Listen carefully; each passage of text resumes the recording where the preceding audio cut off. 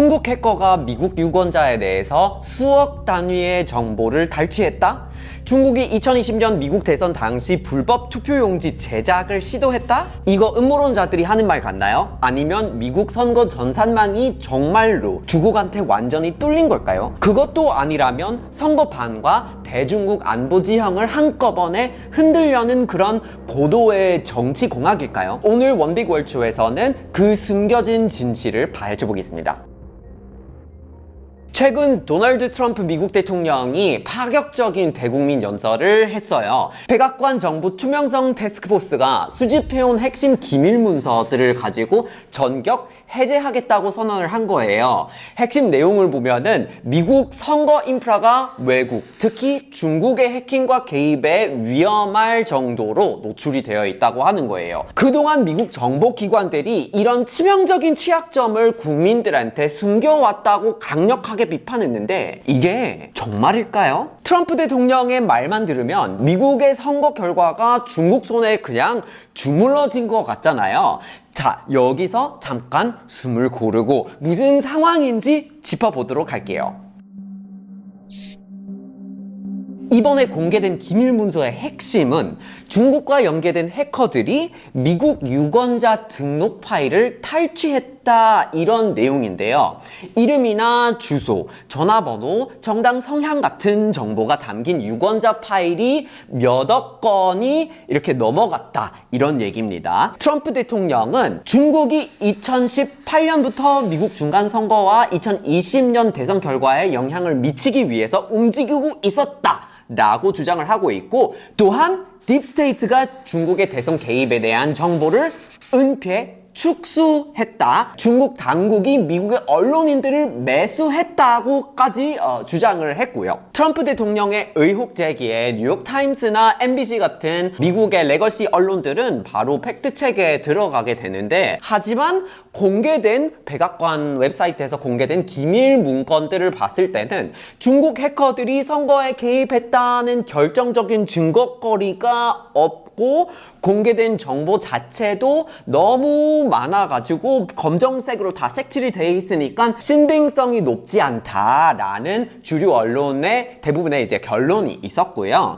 트럼프 대통령이 문제 삼았던 유권자 명부 데이터는 사실 미국 30개 이상의 주에서 민간 업체나 정치권에 돈만 내면 그냥 이제 공개 판매할 수 있는 그런 데이터이기도 했으니까 정당한 금액을 지불을 했다면 사실 공개되어도 법적으로는 사실 딱히 이렇게 문제 삼을 수 있는 부분이 있을까가 되게 의심이 될 수밖에 없거든요. 실제로 미국 언론들은 트럼프 대통령의 주장은 기존에 알려진 내용이거나 음모론을 재탕한 것에 불과하다고 이렇게 반박을 하면서 강도 높게 이렇게 비판을 하기도 했어요. 근데 여러분, 여기서 우리가 진짜 이해해야 할 부분은요, 중국이 과연 해킹을 했을까, 뭐 언론에서 무슨 얘기를 했을까, 이런 게 중요한 포인트는 아니고요. 중요한 포인트는 트럼프 대통령의 말이 맞냐, 뭐 백악관에서 공개한 자료는 충분히 증거거리가 되냐, 해킹이 정말 일어났느냐 아니냐가 아니라고요. 왜 미국의 많은 유권자들이, 왜 국민들이 그렇게 두드러진 증거거리가 나오는 자료들이 사실은 있지 않았음에도 불구하고 이 선거가 해킹이 당했다라는 이야기를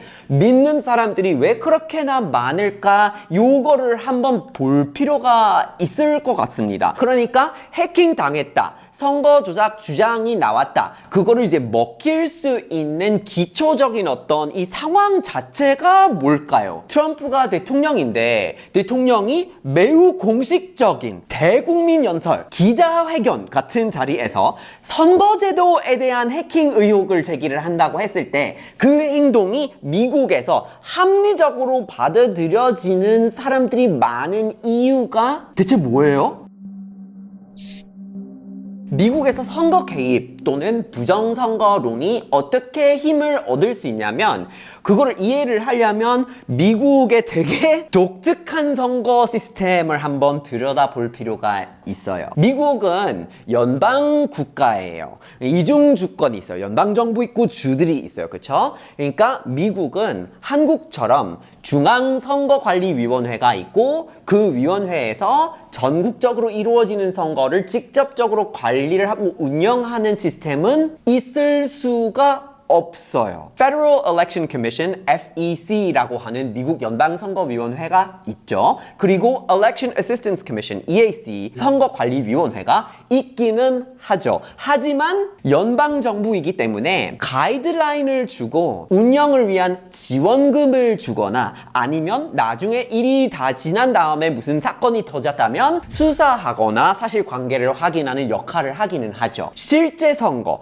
투표지 뭘로 쓸까? 조달을 하고 투표소에 이렇게 운영을 하고 개표를 하고 선거를 치르는 방식이나 장치 그리고 실운영에 개입하거나 참여할 수 없어요. 그 권한은 전부 주정부한테 있는 거고 주마다 자기만의 선거를 그 방식을 선택할 권리가 있는 거예요. 직접 운영할 권리가 있는 거예요. 주 헌법상 그렇게 권한이 주어져 있습니다. 연방 국가이기 때문이죠. 그래서 사실은 대통령을 뽑거나 미국 상하원에 있는 의원들을 주간 선거 때 뽑을 때 이런 선거 관련 기관들은 연방주이기 때문에 각 주의 아예 선거 시스템을 건드릴 수 없게 되어 있는 거죠.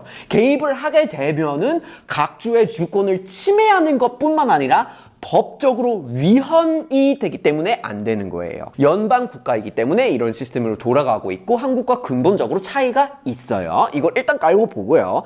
그렇다 보니까 미국은 50개 주, 50개 이상의 선거 시스템이 같이 사용되고 있는 현황인 거죠. 50개 주가 각각 다른 나라라고 생각할 수 있을 만큼 너무나 다른 선거 제도를 가지고 있어요. 각 주마다 자기만의 선거 방식이 서로 얼마나 다르냐면요. 먼저 한번 투표하는 방식을 보시면 좋을 것 같아요. 개표 말하는 건 아니고요. 우편 투표 말하는 것도 아니고요. 투표소에 가실 때, 투표를 했을 때 그 상황만 먼저 보겠습니다. 자, 이 첫 번째 지도를 한번 보시면요. 미국의 투표 방식을 색깔별로 표시를 해놨어요. 이 지도에 있는 오렌지색 지역들 있죠. 뭐 캘리포니아주 같은데 이 주들은 기계로 찍어서 출력하는 투표 방식인 BMD, Ballot Marking Device. 이 방식만을 사용하고 있어요. Ballot Marking Device는 여러분이 이제 직접 투표지에 뭘 이렇게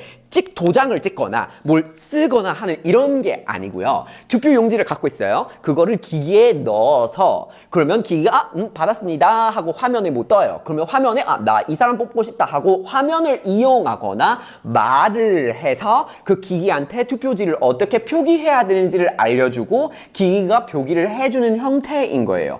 원래 이게 어디서 나온 거냐면 미국은 차별금지 기본법이 있죠. 그러니까 장애가 있는데 우리가 투표소 갔는데 장애가 있는데 뭐 안 보이거나 안 들리면은 그러면 투표하는 방식을 그래도 이제 잘 제공해 줘야 될 거 아니에요. 그래서 이런 기기를 도입하기 시작했죠. 하지만 장애 있는 사람만이 이거를 쓰면 작은 선거구에서는 개표를 할 때 기기에서 나온 투표 뭐 한 3개 정도 있었네. 그러면 우리 마을에 장애 있는 그 사람들 3명이 이렇게 뽑았구나 라고 알게 돼가지고 익명성도 사라지고 차별이 될 수 있는 상황이기 때문에 이런 BMD를 사용하는 주들은 결국 법상 이거를 보편화하기로 했어요. 왜냐면 장애가 없어도 쓸 수 있으니까요. 그러면 여러분이 캘리포니아 같은 이 오렌지색으로 표시된 주의 주민이시라면 여러분이 이 방식으로 투표를 하셔야 되는 거겠죠. 그리고 BMD 말고 DRE라는 시스템도 있습니다. 요거는 Direct Recording Electronic System이라고 하는데요. 좀 비슷하다고 생각할 수도 있죠. 기기가 있죠. 기기를 쓰는 거긴 하지만 차이가 뭐냐면요. 투표 용지를 뭐 어떻게 표기를 해서 출력을 해주고 내가 그거를 투표함에 넣는 거는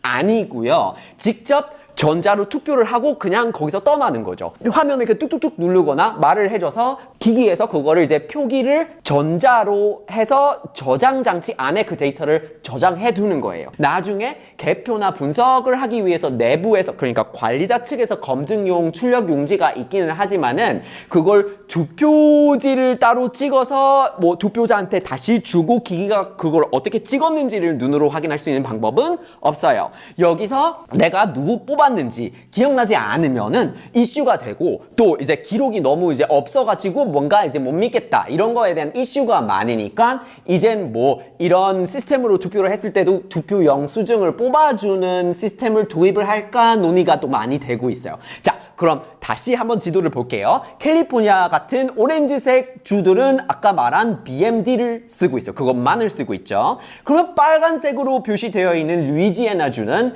DRE, 방금 얘기를 한 전자 방식만을 사용하고 있죠. 그리고 텍사스 같은 파란색 주는 BMD랑 DRE 둘 다 혼용해서 쓰고 있어요. 이미 복잡하죠? 포인트는 뭐가 좋을까가 아니라 각 주가 알아서 자기가 좋다고 생각하는 투표소랑 투표 방식, 관리 방식들을 알아서 하고 있는데 너무나 다른 시스템을 채택하고 있다는 거죠. 자, 이렇게 투표소에서 투표를 하고 있는데 개표는 어떻게 할까요?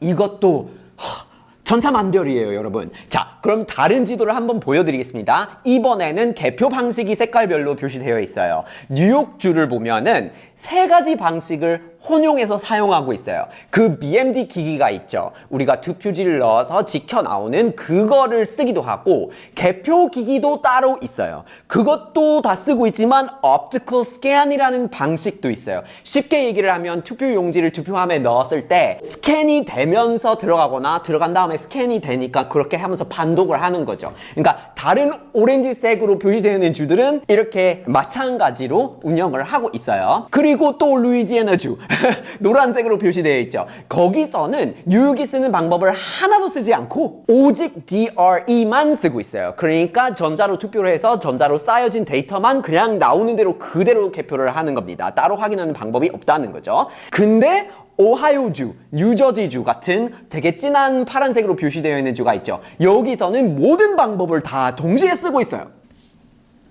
머리가 너무 아프지 않아요? 여기에 우편 투표 얘기를 꺼내거나 와 진짜 골치 아프기 시작하는 거예요, 여러분. 주마다 어떤 방식으로 우편 투표를 붙일 건지, 우편 투표 기간이 언제부터 언제까지인지, 우편 투표 용지를 어떤 방식으로 받을 수 있는지, 자동으로 보내드리는 건지 미리 이유를 말씀해 주셔야 저희가 보내드리는 거지. 이거 다 제각각인 거예요. 또 어떤 주는 우편을 사용하지 않고 이메일로 투표 용지를 보낼 수도 있잖아요.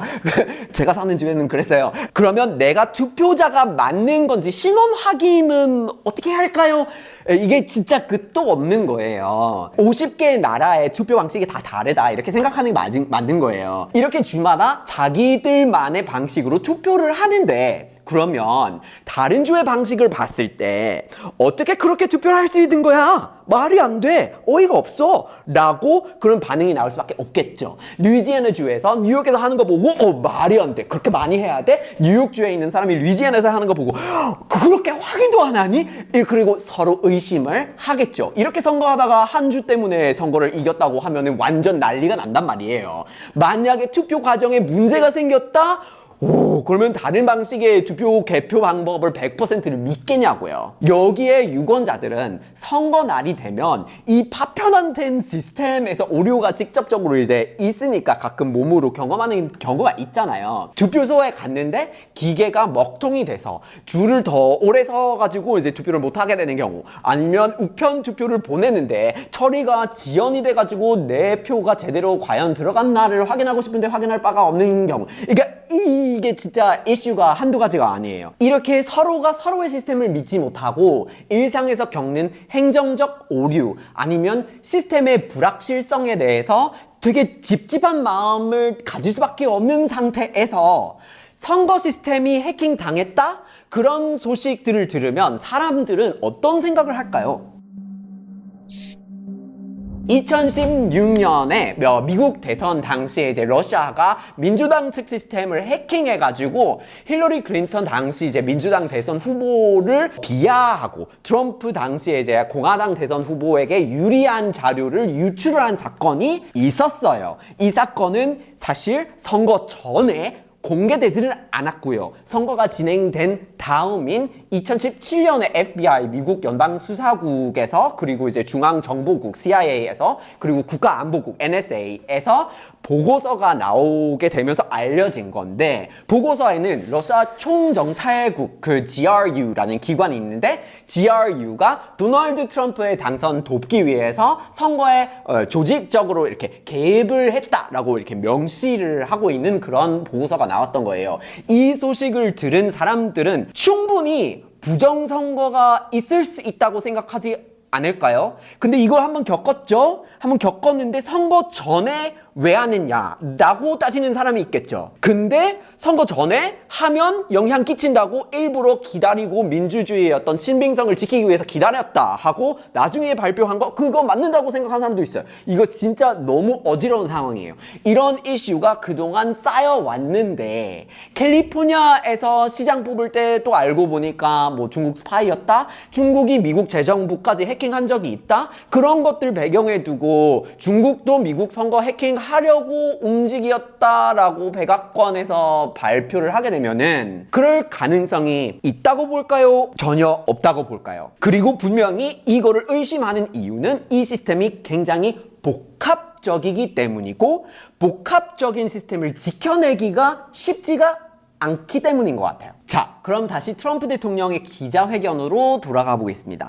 시기적으로 보면 미국이 11월에 중간선거를 앞두고 있어요. 트럼프 대통령이 중간선거를 앞두고 이 시점에 중국 해킹 이슈를 꺼내가지고 부정선거 의혹을 언급을 하는 이유는 그러면 뭘까요? 그리고 미국 사람들은 그 말을 어떻게 받아들이고 있을까요? 한쪽은 충분히 이렇게 생각할 수 있겠죠. 중간선거와 너무 가깝다. 이미 선거 활동을 다 하고 있고 이미 선거구에 가가지고 뭐 투표를 해달라 하고 있는데 문제가 있었다면 선거 기간에 되기 훨씬 전부터 조사를 하거나 꺼냈어야지. 2018년부터 있었다며 2020년부터 있었다며 그러면 당선되고 나서 바로 했어야 되는 건 아니냐. 왜 이렇게 중간선거 가까이 이런 거를 다루냐. 선거에 대한 신뢰도를 낮추는 건 아니냐 이런 거를 의심하는 사람도 있죠. 타이밍은 영향을 끼치려고 일부러 그렇게 한 건 아닌가. 트럼프 대통령이 중간선거에서 어떻게든 상원하고 하원의 공화당이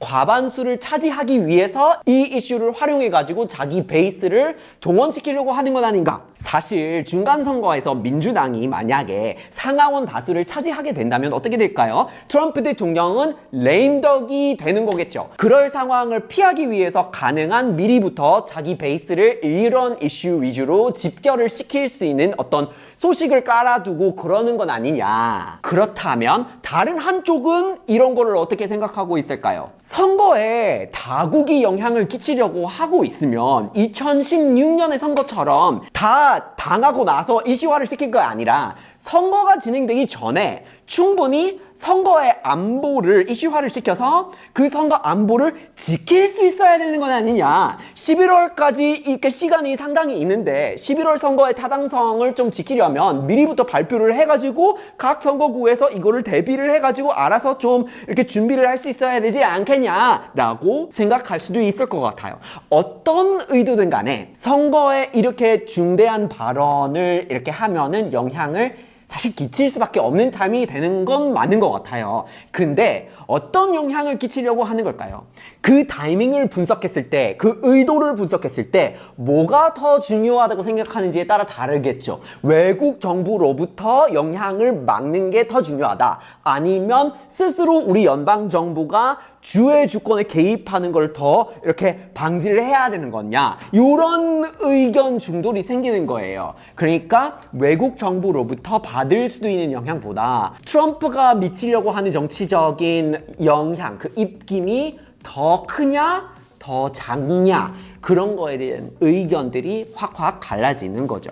2026년 11월 미국은 중간선거를 앞둔 상황에서 트럼프 대통령의 부정선거의 발언, 미국 사회에 던진 화두는 진짜 뭘까요? 여러분들은 미국 투표 시스템을 어떻게 바라보고 계시나요? 해킹으로부터 안전한 것 같아요? 아니면 특별히 좀 취약한 점이 있을까요? 그리고 트럼프 대통령이 이 해킹 이슈를 꺼내든 게 그 타이밍에 무슨 의미가 있을까요? 여러분의 생각을 한번 댓글로 남겨주시고, 이렇게 급변하는 세상에서 원빅 월쇼에서 다루는 얘기도 너무 좋지만 가끔 조금 가벼운 것도 보고 싶잖아요. 저도 그래요. 그래서 제가 이번에 개인적인 라이프스타일 콘텐츠를 올릴 수 있는 채널 리얼리 타일러를 새로 오픈하게 됐어요. 아직 못 보셨다면 지금 바로 구독 고고.